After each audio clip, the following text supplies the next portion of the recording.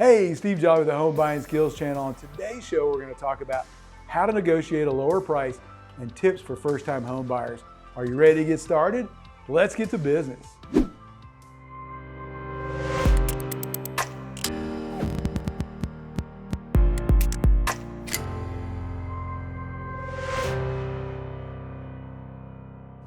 Well, before you submit an offer with a price, the first thing you want to do is learn everything that you can about the home. And you do that the first time you walk through it, and you probably want to set up a second and a third walkthrough. Those can all happen during this first showing, but you want to make sure you walk through the property more than once.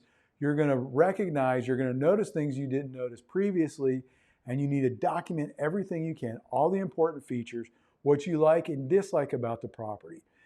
That's going to help you put together the price that you want to pay for the home. And when I mean by document, I want you to take photographs of everything, especially things that aren't in the MLS listing photos. You want to have some kind of record so you can go back and look at those for your reference, especially when you're sitting down to determine what price that you want to pay for that house.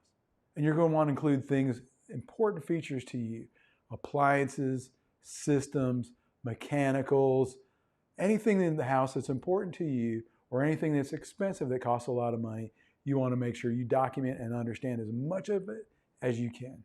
You also want to thoroughly read the MLS and all the attachments, the property condition disclosure, the HOA rules and regulations, their covenants and bylaws, anything about the HOA that you can think of, especially things like minutes, their financials. All those things are important because they could cost you money in the long run. And if you have any unanswered questions, get those to your agent, make sure they look through those and get answers for you to your satisfaction. Now, this information, along with the comparable sales and listings in the market, will help you come up with a price that you want to pay, what you think in your mind is the market value for that home. Now, there's a lot of factors that come together to give you that market value for the home, and you're going to want to consider as many of those as possible because each one of those can affect your bottom line, affect your value, and affect what you want to pay for that property.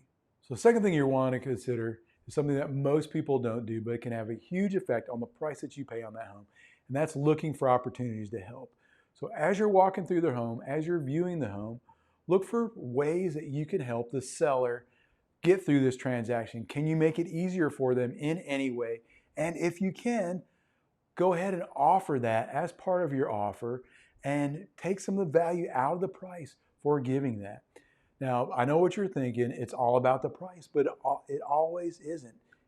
In fact, home sellers trade convenience for money every day.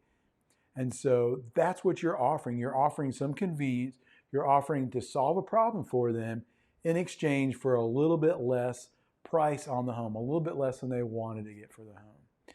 And that's okay if you're offering something that's equal of value. And when you do that, when you offer to help solve problems, another thing that does is it builds trust with the seller.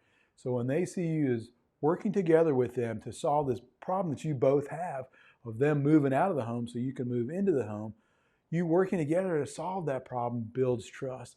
And so that can help you not only in the negotiation part, but that can help you throughout the process of getting to the closing table as smoothly, as quickly, as painlessly as possible.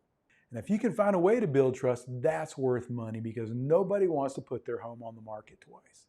Now, here's another thing that you can do that can negatively affect you and cause the seller not to negotiate with you the way that you would expect. And that's because nowadays people have video and they have with audio throughout their homes. And they may be recording while you're walking through the home. And if you show signs of excitement, if you say, this is the home that I want, I'm willing to pay any amount of money for that. And if the seller hears that through the audio, while it's illegal for them to listen to that, they still might do that. And if they do, they're probably not going to negotiate with you the same way as they were before. So as you're walking through the home, whether it's on the inside or the outside, be very careful of what you say. Be very careful of your body language. Save all of that for when you leave the home and when you're talking to the seller in person. So don't get overly excited. Keep your cards close to the vest and show no emotion. And that's probably the best thing that you can do as you're going through the home. Another thing you should do, especially since the market changes all the time, is to ask your agent and ask your lender what kind of terms have been working successfully lately. So you'll want to know, are people paying 98% of the list price? Are they paying 100% of the list price? Or are they paying 110% of the list price? You need to know that before you write an offer, because the seller knows that and they're going to be factoring that in to any of the offers that they receive. And this is one area you probably don't want to get advice from your family and friends. And I know they might be well-intentioned, they might have good meaning, but they don't have the expertise like a lender has or a realtor has. They're not seeing those contracts and whether they get approved or denied every day. And so get your advice from somebody that's in the business and not from friends and family. And also know what worked today is probably not going to work tomorrow. And this market is ever changing. And so you have to stay up on top of it to find out. That's why it's a good idea to ask your lender, ask your realtor, what kind of terms have been working lately? What should I do to make sure I have a successful offer? And it also doesn't hurt to be creative. And number 5 is another one of those underutilized negotiation strategies that I think you should take advantage of. And that's have your agent ask the seller's agent, what are they looking for in an offer? What would be a perfect offer to them? And give it as much of it as you can to them, especially those things you are already planning to give them. And here's why.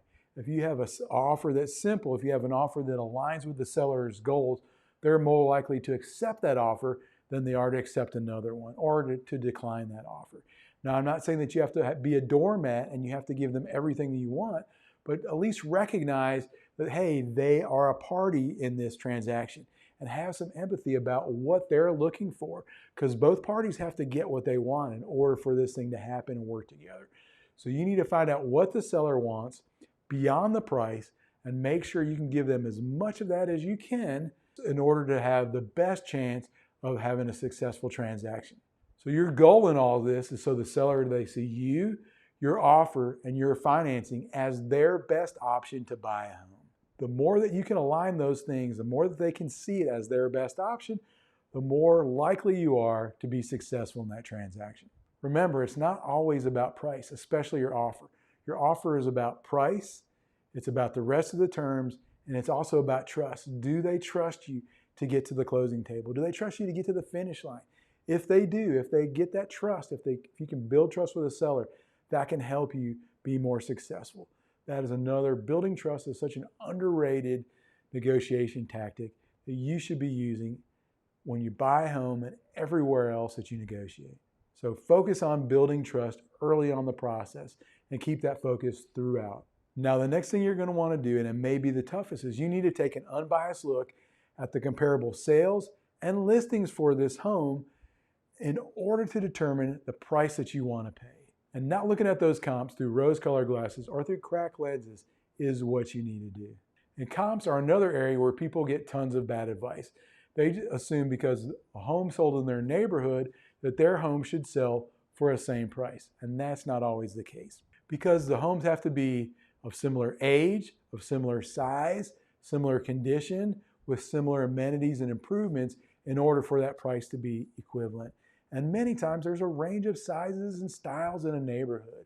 And so just because one home sold for a price in your neighborhood, that doesn't mean your home is going to sell at that same price.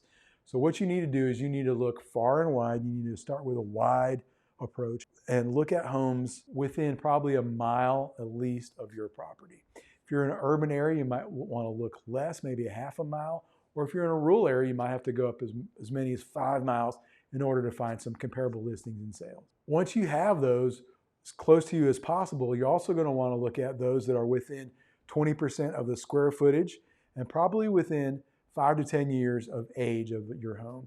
If it's newer, you're probably going to be closer to that 5-year mark. If there's an older home, you can be a little bit more lenient on the age of the home, especially if you're in an area where there's not a lot of homes that were built of that same era. So once you have this wide list of homes, now you're going to want to start to narrow it down and find the homes that are most similar in age, most similar in size, most similar in location, most similar in style and layout, most similar in condition of the home. And for each areas of these where there's differences, you're going to need to go through and make adjustments. So if this one has Formica countertops and the other one has granite countertops, you'll need to make an adjustment for those granite countertops because they're more expensive. and they bring more value for the home. The same thing would be true as if one has a new roof and the other one has an older roof. That newer roof brings more value to the home. So once you put a value to each of those differences between the comparables and the home you want to buy, it's just a matter of math to come up with your estimated sales price for the home. And that's what you want to shoot for. Thank you for watching this video on buying a home. If you liked it, hit the like button so we'll know that you enjoyed it. If you have any questions, leave them in the comment section below and I'll be sure to answer every one. And don't forget to subscribe and hit the bell so you never miss an episode. Take care and have a great day.